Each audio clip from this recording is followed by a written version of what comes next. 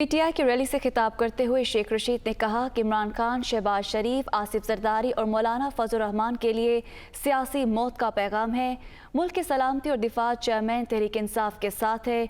जो इमरान खान के साथ नहीं वो पाकिस्तान के साथ नहीं है।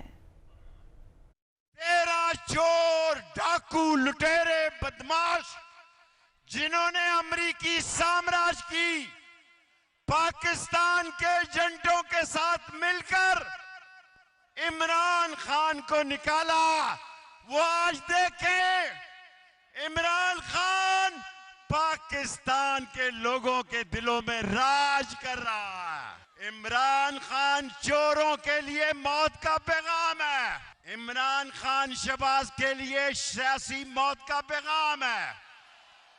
इमरान खान आसिफ जरदारी के लिए सियासी मौत का पैगाम है। जो इमरान खान के साथ नहीं है वो पाकिस्तान के साथ नहीं है।